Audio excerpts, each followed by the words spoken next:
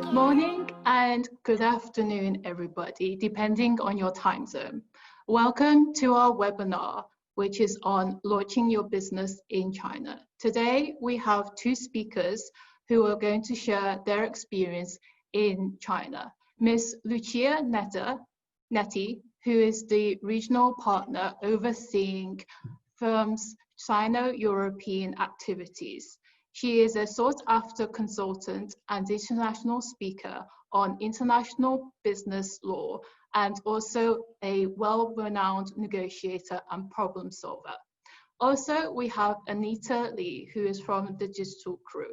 She is the general manager of the American office.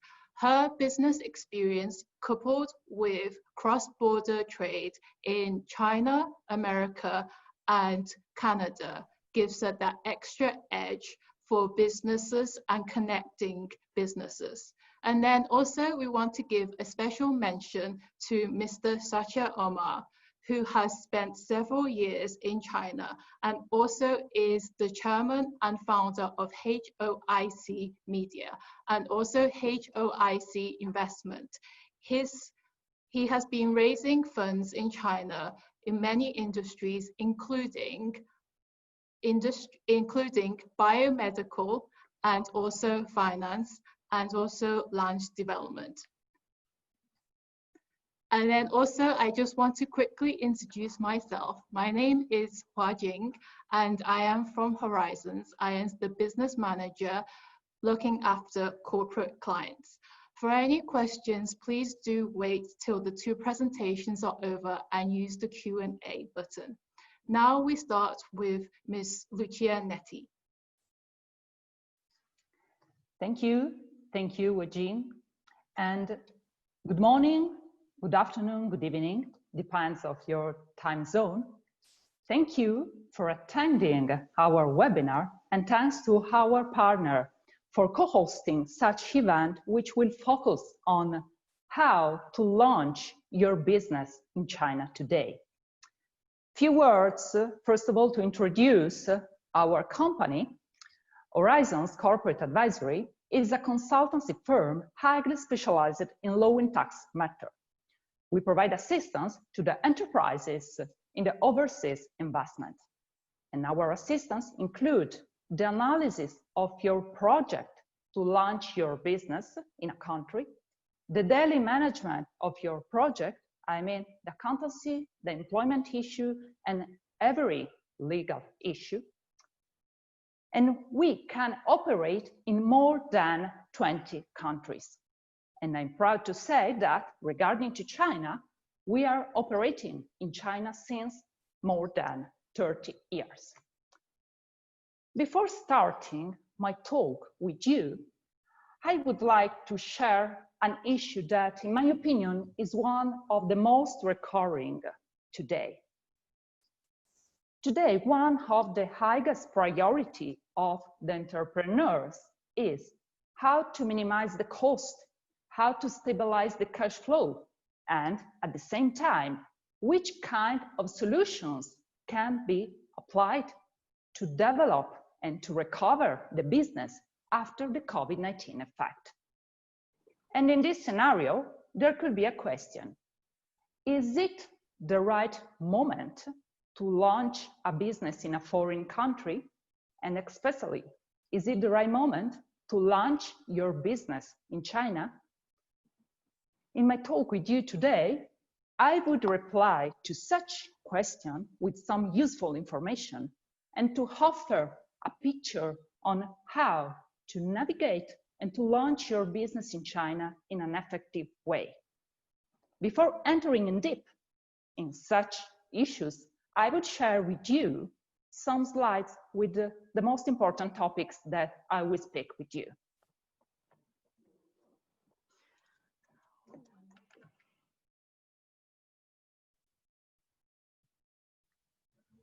Today, the title of our webinar is How to Launch Your Business in China. But I would say that, in my opinion, today, speaking about how to launch your business in China shall be referred to two situations.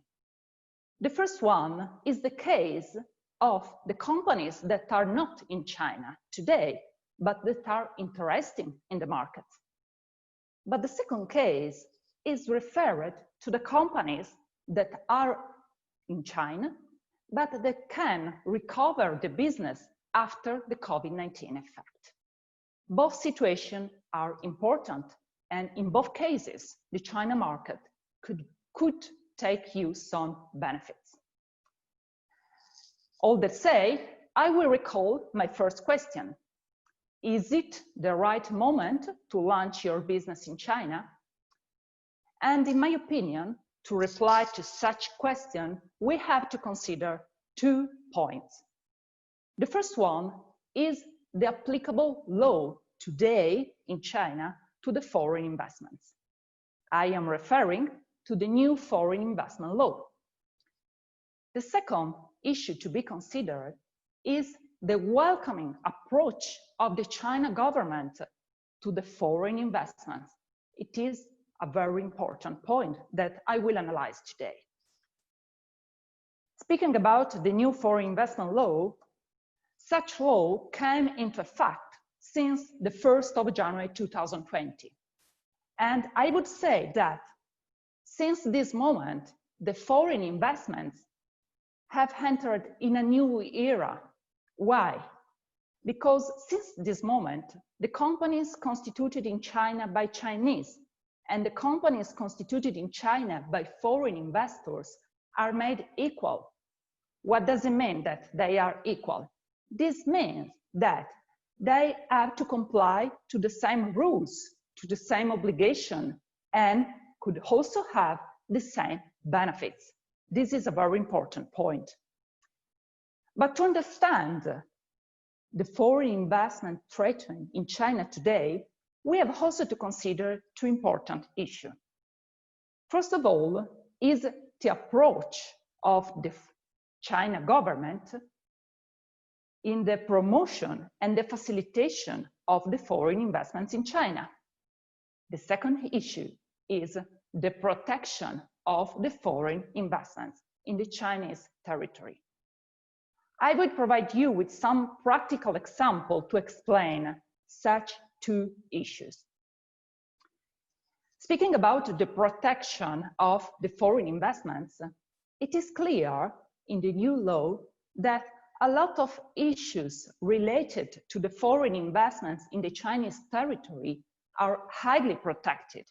For example, it is clear in the law that the intellectual property right shall be protected at the high level. And, for example, in case of infringement, such illegal action shall be persecuted in favor of the foreign investors. There are other 2 issues that I would like to point out because sometimes they represent a concern for the foreign investors. First of all, it is clear, according to the law, that the Chinese government is not allowed to expropriate the foreign invested companies. And in my experience, usually this is one of the main concerns of the foreign investors in approaching a foreign market, including China. The second point is that it is clear in the law that a foreign investor can freely transfer inward or outward the profits, capital gains, contributions, for sure, if such company is operating according to the law. This is to say that the new foreign investment law really clarify a lot of points to protect the foreign investments in the Chinese territory. But there is another issue that you have to consider to reply to the question if is it the right moment to launch your business in China? And the first one is the approach of the China government to the foreign investors. Also in this case, I would like to provide you with some practical example. First of all, a lot of procedures to manage your company in China and also to constitute your company have been simplified. For example, today there are a lot of administrative procedures that you may apply via online application. In the past, they are more complex and you have to apply by person. But the issue that, in my opinion, is very important is the approach of the government to the industry sectors not permitted or permitted to the foreign investments. In fact, since I would say 2 years, the negative list, that is the list of the industry sectors not permitted to the foreign investors, has been decreased. Comparing with the 2018, now the list of the industry that you may not invest in China has been decreased. And the negative list is mainly referred to the Chinese medicine, the nuclear plants, the transportation, and so forth. For example, this year it's possible for you as foreign investor to invest in financial services with different percentage of shares. It depends by the service. And it is interesting also to see that the positive list, I mean, the list of the industry sectors that are permitted and encouraged by the Chinese government, has been increased a lot. And it includes some strategic sectors, for example, the biotechnology, the modern pharmaceutical, the agricultural, the advanced technology, and so forth. In all such sectors, you are really supported in your foreign investments in China. This is at the national level, and then at the local level, each local authority may issue a list of industry sectors that are more encouraged. All this is to say that today, the approach of the China government is to really promote, encourage, and support the foreign investments in the Chinese territory and for the China market. When we speak about how to launch a business in China, we may summarize the way to enter in the Chinese market in 3 possibilities. First of all, you may set up a representative office. Secondly, you may set up a legal entity. And at the end, you may decide not to set up any legal entity, but to start a commercial cooperation with a Chinese partner. I am referring to the distribution agreement, agency agreement, and so forth. I would not speak a lot about the representative office because, as you may know, the representative office has a limited scope. You may not execute commercial activity in China with a representative office.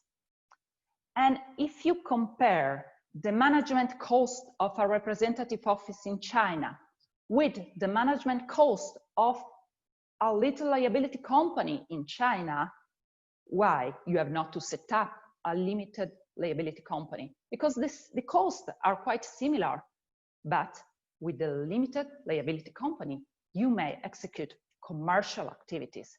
And this is important today in the China market.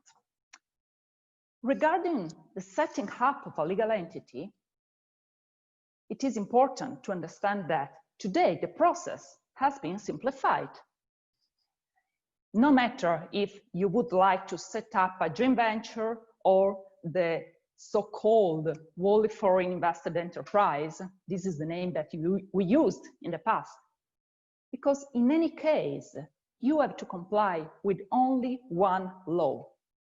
And this is very different from the past, because in the past, the foreign investments have been regulated by 3 laws. This is to say that today is more simple. And one important issue to consider is that according to the new law today, you may decide to start a cooperation, for example, to set up a company with a Chinese natural person. It is a big innovation of the new law, of the new foreign investment law. And as you may imagine, it can create a lot of opportunities for you. And again, there is another point to be considered if you would like to set up a company in China. According to the new law, the highest corporate body of a foreign invested company is the shareholders meeting. Also in this case, this is a big innovation of the new law, because in the past, the highest corporate body is the board of directors. And as you may imagine, it is important for foreign investors to have such power to manage the investment with the shareholders meeting. All that said, there is another way that you may consider to invest in China, and I am referring to the situation when you decide to sell products or services through internet or online platform. Today, everywhere, you may read or listen about e-commerce. I think also because after the COVID-19 effect, such part of the way to entering in a market has been increased. But the real question is, you may decide to launch your business in China with e-commerce, but how you have to launch the business in China with e-commerce? And the reply is not so simple, because there are a lot of rules that you have to consider. First of all, I would like to say you that in China, there is a specific law related to the e-commerce. It is a law that after some projects has entered into effect on the 1st of January 2019. And such law is related to all the kind of business and transactions executed through internet and other similar network. Such law is applicable to all the e-commerce operators. Who are the e-commerce operators? All the natural person, legal entity, unincorporated organization that are engaged in the business through internet. So at the end, if you would like to start your market in China via e-commerce, there are some specific rules that you have to comply to. I will summarize some of them. First of all, you have to set up a company. You have to set up a company in China, and you have to obtain some specific license. First of all, I am referring to licenses to sell via internet, but also in some cases, depending on your products, you should have to obtain some permits to sell such products. The second issue is that you have to guarantee the proper collection and treatment of the personal data, also of the customer, because in China we have a law, we have the cybersecurity law, and you have to comply with this law. You have also to publicize and to make clear to your customer which kind of products he may choose to purchase, and the customer shall have the right to freely choose the products. These are some of the obligations that you have to comply to if you decide to apply for an e-commerce project. At this moment, all that said, you may tell me that to set up a company, to manage a company with the purpose of the e-commerce could be a cost for sure, because you have to burn the cost for the constitution, for the startup, for the licenses, etc. Therefore, sometimes the companies decide to utilize a distributor or an agent in China, I mean a Chinese company, that could purchase the product from you as a foreign investor, and then that could proceed with the online sales. But the question that I would share with you is, to use a Chinese distributor is really the right solution for you for entering in the market. For sure, in such case, you may save some cost. But at the end, you are not in China. Yes, your brand is in China, but with the distributor, with the agent, but you will not manage the market. And this is an issue that you have to consider in a very careful way. Because if you enter in the market with your company, if you start also via e-commerce to approach the market, you are in China. And today China is a huge market with a lot of customers. So it is a big opportunity. When you are thinking about how to launch the business in China, one of the sensitive issues to be considered is the management of your personnel in your Chinese company. And in this regard, it's important to consider how to legally manage the foreign employees. And the reply is not so sure for a lot of companies. I would speak about one specific issue, that is the management of the position of the general manager in your Chinese subsidiary. In a lot of cases, the general manager of your Chinese subsidiary is a foreigner, because for sure you trust in your man. Sometimes the general manager is the salesman of your group for such area. Therefore, you decide to appoint him as the general manager of your Chinese company. But in a lot of cases, according to our experience, the company, the foreign investor, decide not to apply to a correct employment procedure for the general manager. Therefore, such foreigner appointed as a general manager resulted to have an employment contract with the mother company, but not with the Chinese entity, and result not having a work permit valid in China. This situation is not legal and could create a lot of penalties and risk to both the Chinese company and therefore the foreign investor, and also to the natural person, I mean to the general manager, because he is working illegally in China. To summarize, your general manager shall have a labor contract signed between him and the Chinese company. Secondly, he has to work with a valid work permit in China. These are the requirements to legally employ your general manager. I have spoken about the work permit.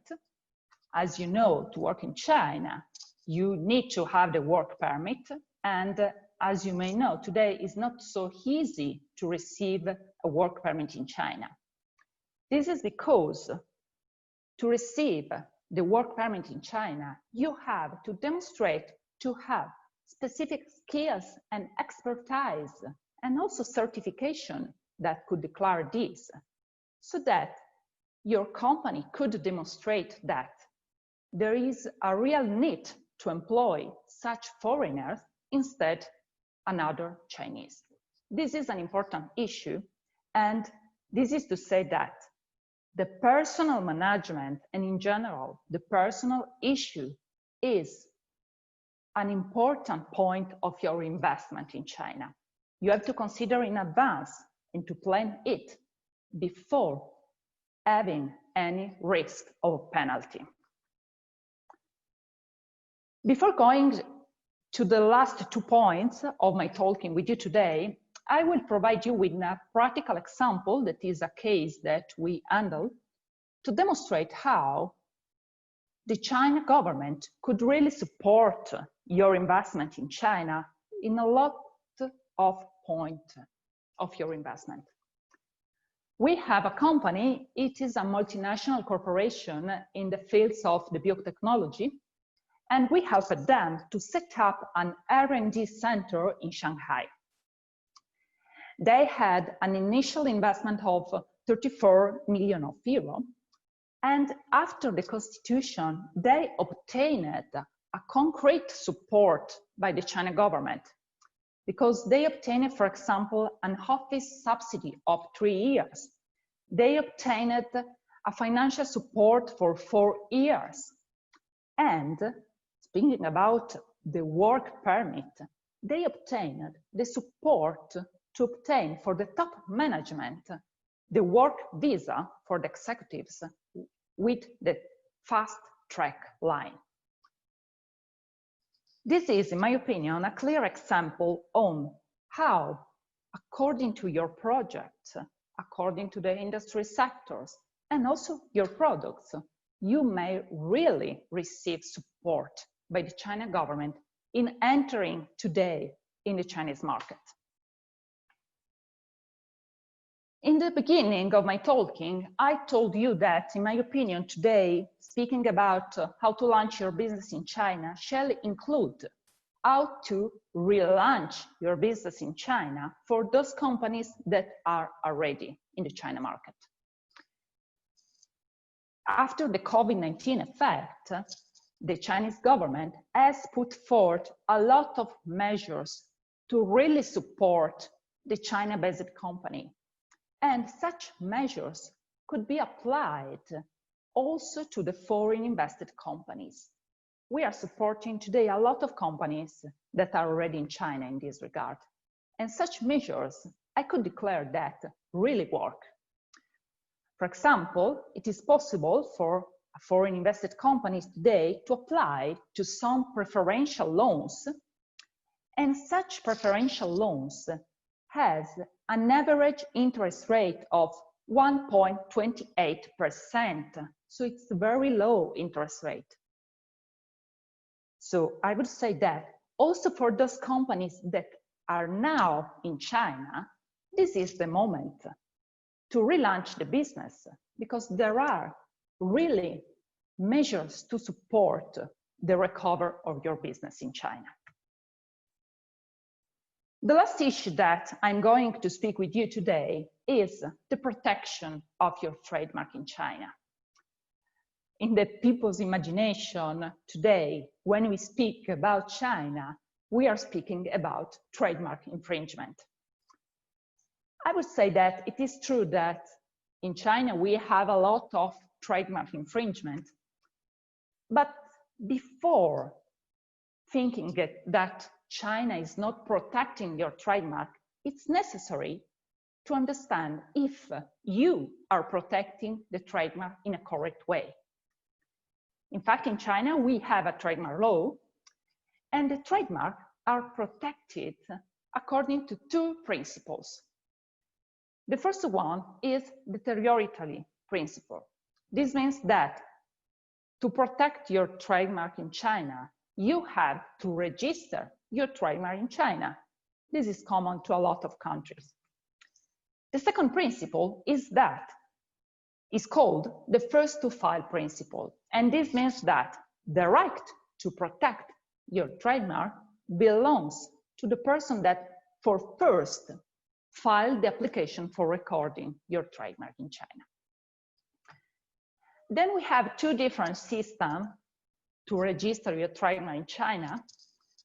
First of all, you may decide to file an application at the China Trademark Office. So you may decide to register locally your trademark in the territory of China. The second system that today is used a lot is to record your trademark in China through the World Intellectual Property Organization. I'm referring to the so-called Madrid system. It is the international registration. Theoretically, both systems are the same because at the end you will have your trademark protected in China. But from the practical point of view, I would say, and I really strongly suggest you to protect your trademark, recording your trademark at the China Trademark Office for two reasons. The first one is that in case you have to proceed with a legal procedure for infringement or for an opposition and so forth, in the most cases, the local registration will prevail.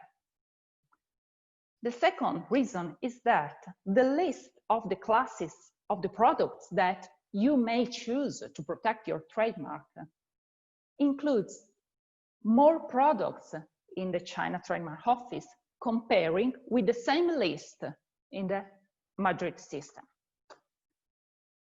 These are the basic principles to protect your trademark in China, and I would add that the protection of your trademark in China, no matter if you are thinking to use a distributor to set up a company and so forth, is the priority.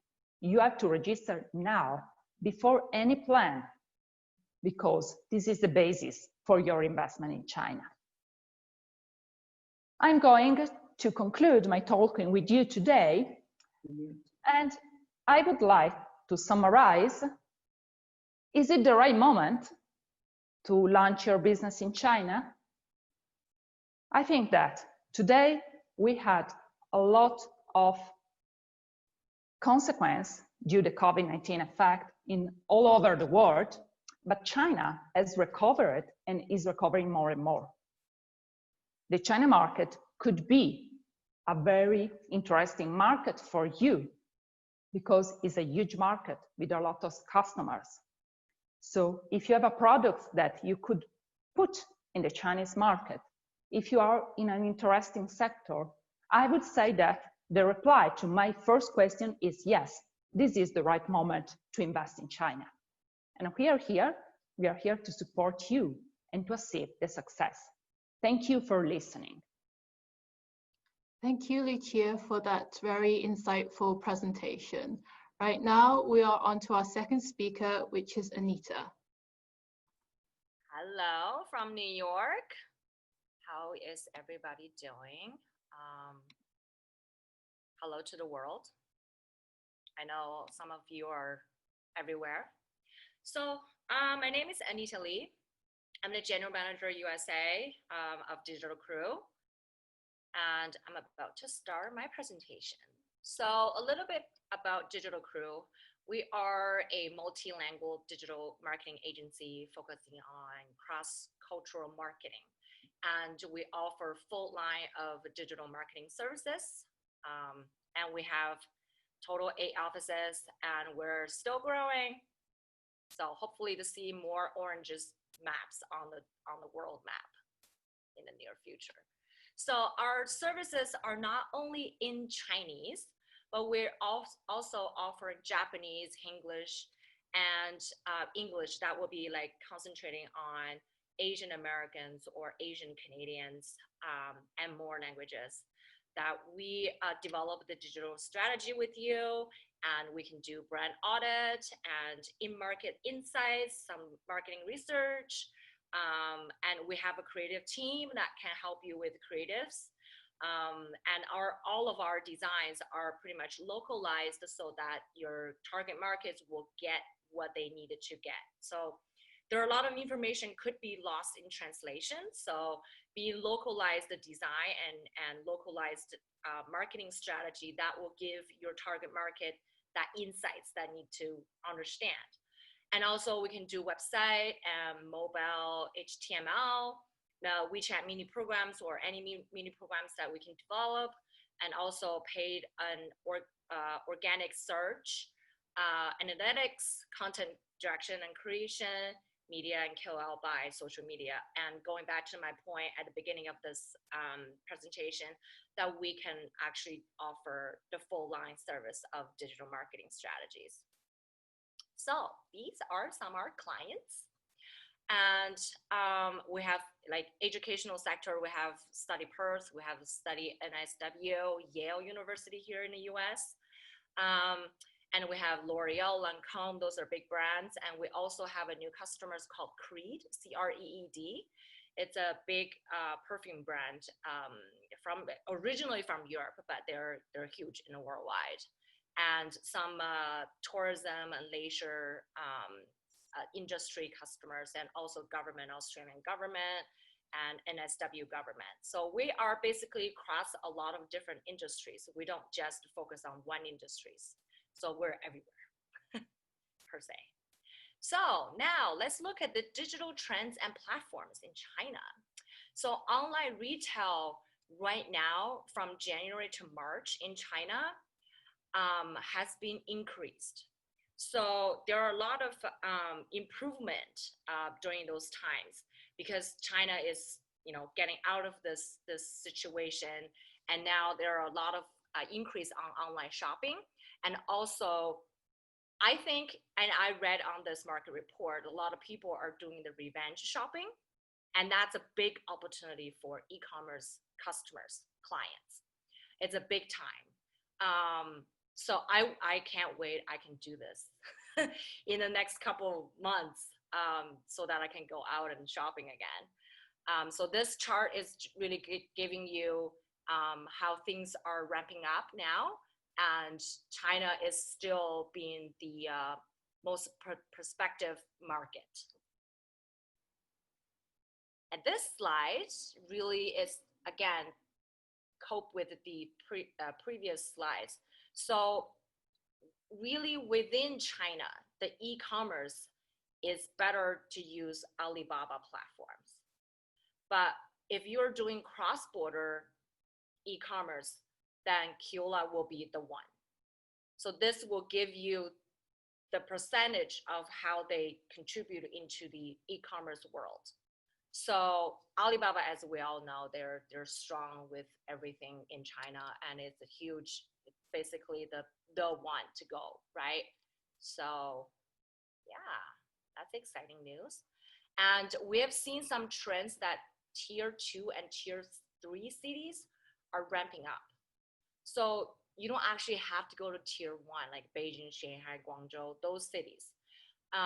Really, the tier 2 and tier 3 are the runner-ups. So when you go into China, or when you're trying to plan your new year goals or targets, keep in mind that the lower tier cities are the new targets. And this is interesting slides, because pretty much everything on the right-hand side, you cannot use them in China. They are blocked, like eBay, YouTube, LinkedIn, Google. I was back in China last year, October, and all of those are not, available to me. So you have this Chinese side of all social media search engine. So keep in mind that you may have to get to the other side and use the Chinese side of everything. So those are the platforms that we can operate, and we can help business to get on.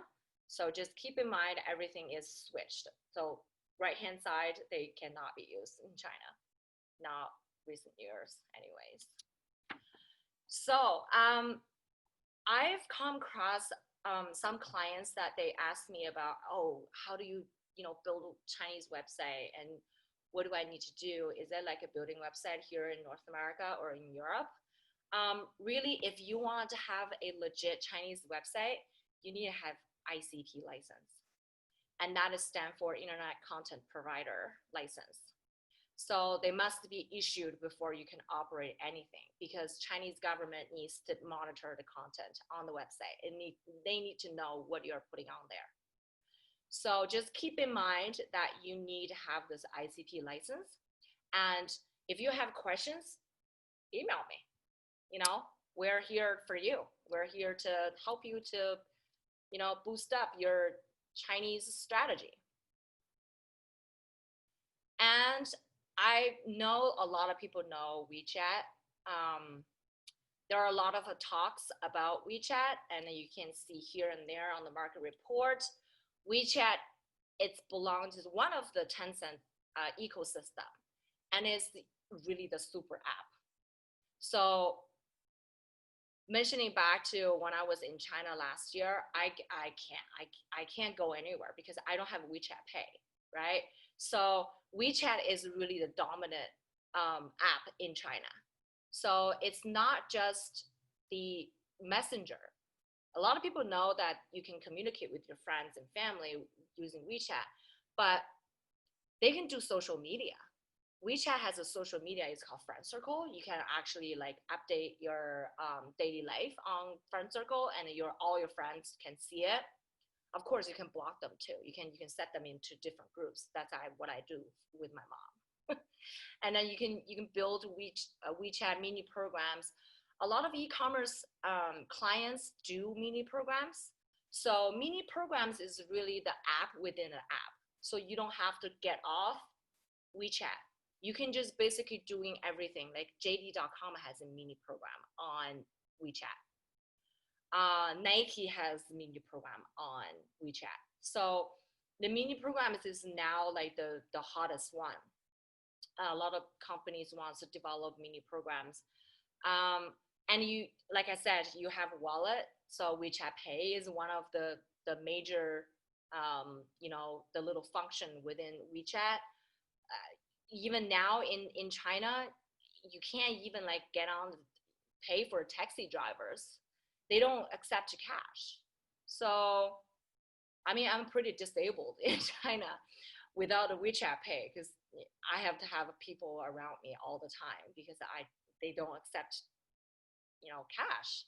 And third-party services like the news, subscriptions, air train travel, like the equivalent to Uber, to Amazon, all of that, food delivery, of course.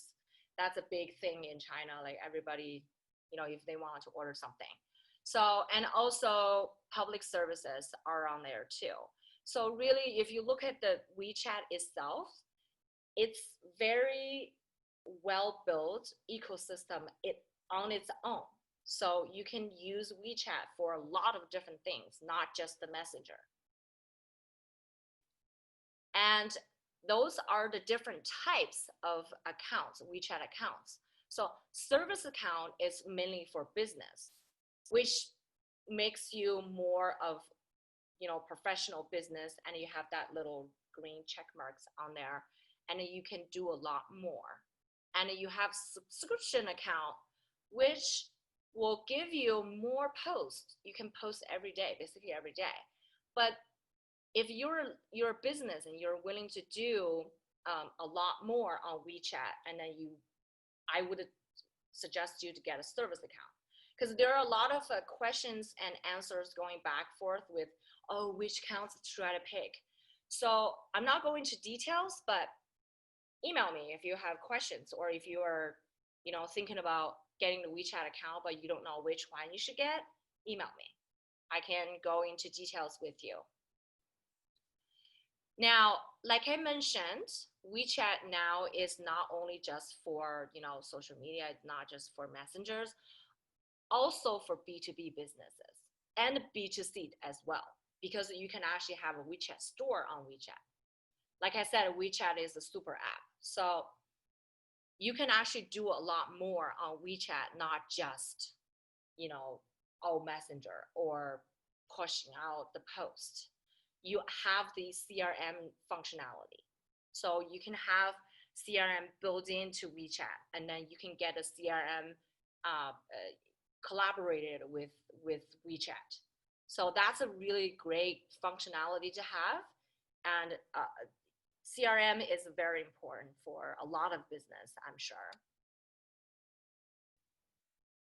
And again, back to my point, that B2C businesses, so you can do posts, and then you can actually link the post to, you can direct people to your website or your e-commerce store or things like that. And then you can actually have the social sharing. So when people see your post, that they can actually share on the moments. Remember we talked about Friend Circle? So you can go back and see, you know, like sharing the post and see, oh, this is interesting, and I got this item from what, where, and where. And you can do a little promotion when you share more, then you get like a certain discount or like a QR code attached to that. And also this will have the CRM functionality as well. So, which means it is very important for customers, especially for B2C businesses. And the articles are equivalent, like newsletters. You know, so in the West world, we have this kind of communications. It's similar to that. So it's a nice feature to have. And then there are interesting reads to read. And we are creating those contents as well. Like we have professional copywriters in the house. So for B2C businesses, we have ads that we can run on Moment Ads. And a little interesting fact that I need to mention, we are Tencent's official partner on global level and regional level. So by operating ads, we have the support from Tencent Global Division and Regional North America Division. So any of you that want to concentrate on Asian Americans or Asian Canadians, we have the support from Tencent North America, which takes care of Canada and US. So then they can work with us on different contents. If there's any like developments that we needed to do, like for example, mini program, and it's more complex. So we have, you know, projects coming up that has this 3D, 6D kind of mini program requirements. We would have the ability to work with Tencent team, and we work with them shoulder to shoulder. So because we are partners, so we have that, you know, a little nice thing to have. And a Moment Ads is very very useful, and you have to see it because you scroll down your friend circle, Moment Ads is boom right there. And then they are very focused, laser focused, targeted to your target consumers. So they will run the keywords, and Tencent will reveal all the customer profiles that fits in the basket of your target consumers. So if you have any questions with this Moment Ads, email me. I'm sitting here waiting for emails. And this I wanted to show you. This is the Moment Ads that we did for DHL. And you can see.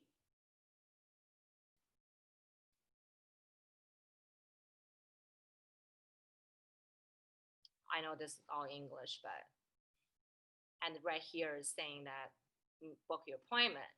So you really can actually book your appointment. And then we'll give you the website, and then you can just go from there. So like I mentioned, it will direct you to another site. Yeah, then you scan QR code, then you get on to make your, you know, your appointment.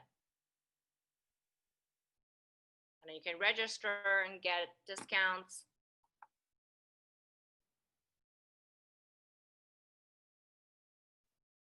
Yeah.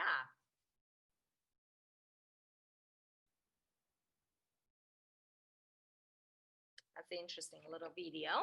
And DHL it's you know, very well known everywhere. All right, and I want to show you the banner ads in the end of each post. So you can see the Lancome banner ads right there. So that gives you another option for posting ads. So you have Moment Ads, you have banner ads. You can decide which one is better for you, and depends on your budget as well. So that's a little interesting, you know, little feature on WeChat when it comes to ads. And this is, like I said, mini program is the hottest thing right now. A lot of people are developing mini programs. A lot of businesses are interested in the mini programs. And So that gives you the statistics of mini programs. So 4.5 million WeChat mini programs in app programs. That's a lot. And a lot of businesses are developing this, and we will see the increase. And we have a 400 million daily active users on mini programs. Like I mentioned before, it's really the app within the app. So you don't have to get off WeChat. Everything stay within WeChat, and that's the beauty of it. So you can do a lot more. Like for example, these are the news. This is a taxi. This is us. This is banking. This is like mobile danche. I think this is for renting a bike. I think. This is a Ctrip. You can book trips on there, buy airplane tickets or train tickets. And you have, oh, this is Toronto Yellow Pages. You have a lot more. You can basically do everything just stay on WeChat. This is how much people liking mini programs, because you don't have to click off and then go on the website and then find another app and then doing this and that. So it's just like stay everything within, make it life simple. It's all about less is more, right? And then mini program also have the B2C marketing. So this is the mini program we did for LKK, Lee Kim Kee, one of my favorite, hands down, one of my favorite sauce. So we did this for Lee Kim Kee, and it's actually you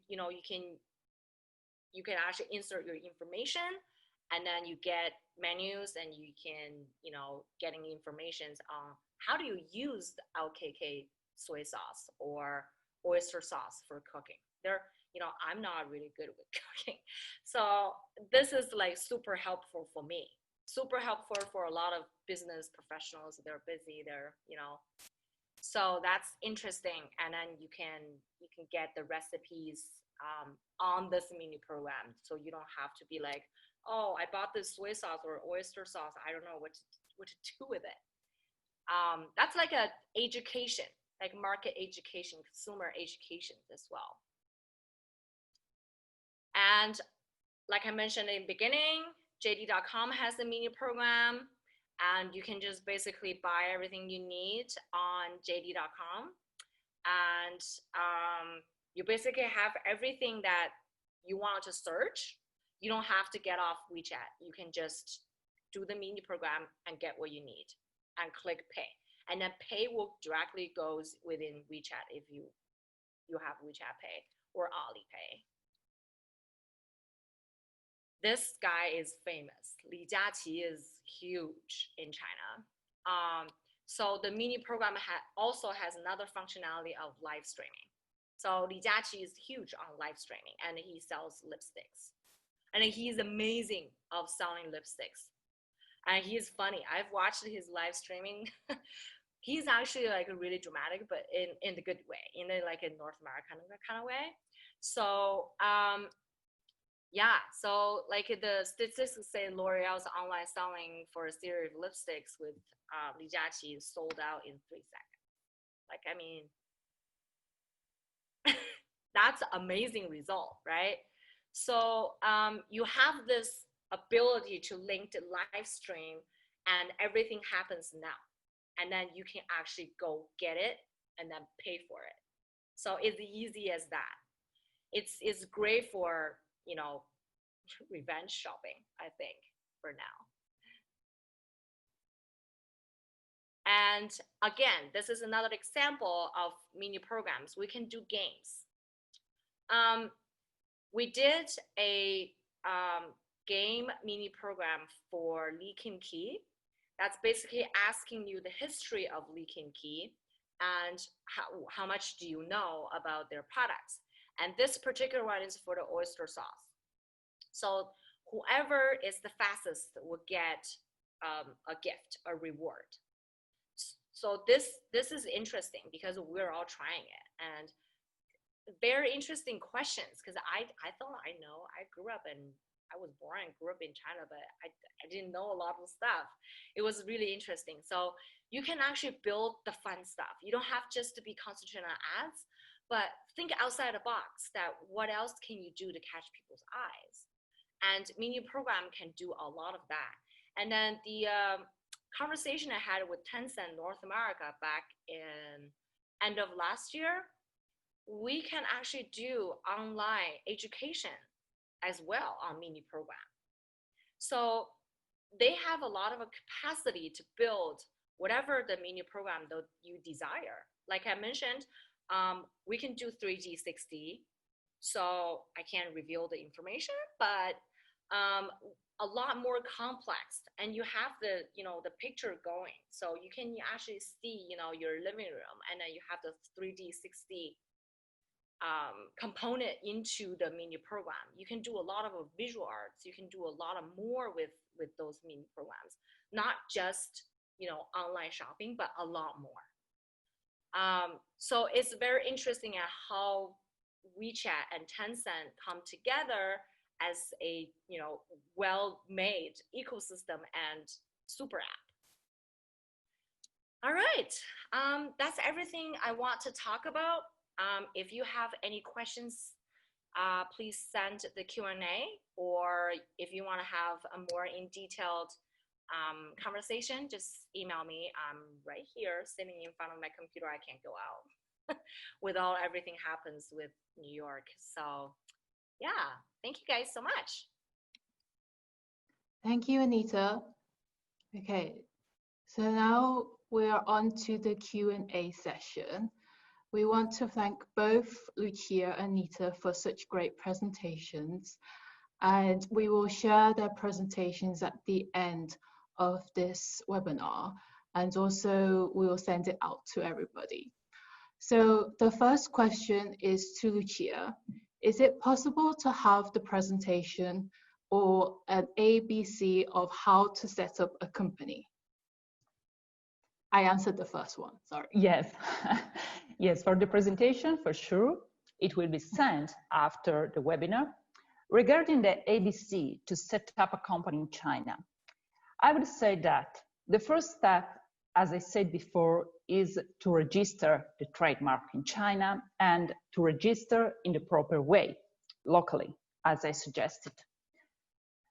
At the same time, it is useful to analyze your project. You have to set up the company, which kind of products you would like to enter in the market. So, for example, do you need any specific license or permits and so forth? To analyze which kind of corporate governance you would like to have in your company. By the way of example, who will be the general manager? If there will be a board of directors or an executive directors and so forth. And I would also suggest to prepare the business plan for your project in China. I say this because today is not mandatory, according to the law, to file such business plan to the Chinese authority. But this business plan is necessary also for you to understand, for example, the amount of the registered capital to remit to your company, because today we have not a limit in such value, but you have to know. And other issue that could help you to manage the company. After this step, we could go through the constitution procedure. And in this regard, for example, we help all the companies to proceed in the constitution process because our aim is to proceed on your behalf so that you can take care only about your commercial issue and not about your legal issue. So if you would like to speak with me in detail, it will be a pleasure for me. Okay. Second question also to Lucia is, I'm going to sign a sales contract with a Chinese importer and distributor. I don't have an office in China. My brand is registered in Europe. The contract that I have to sign includes some clauses which reaffirm that my company is the owner of the brand. Is this enough to protect now and in the future? It is a good question because a lot of foreign companies have a distributor in China, but the procedure that you said in this question is not the proper one to really protect your trademark in China. First of all, you have to register your trademark in China. And as I said before, I strongly recommend to register the trademark locally at the China Trademark Office. This is the first step because the registration in Europe is not enough to protect your trademark in China. The second point is that to really protect your trademark in front of the distributor, you have to license your trademark to the distributor. And according to the Chinese law, it's necessary to have a separate trademark license agreement and to record such license at the China Trademark Office. This is the correct procedure so that you may have the legal instrument to protect your trademarks in front of the third party, including the distributor. If you need some other information or some assistance, please contact me. It will be a pleasure for me to reply you in detail. Okay. And last question to Lucia is, to launch a business in China, do you deem that the proper solution is to set up a worldly foreign investment company or to find a partner and set up a joint venture company? It is a good question.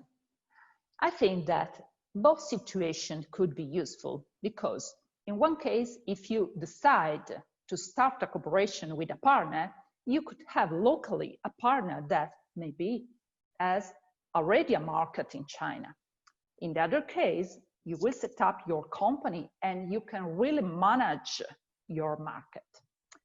But what I would say is that in both situations, you need to manage your company. And this is correct, especially in relation to the joint venture, because you need to be present in the company. You need to discuss with your partner, not to keep your company to the partner.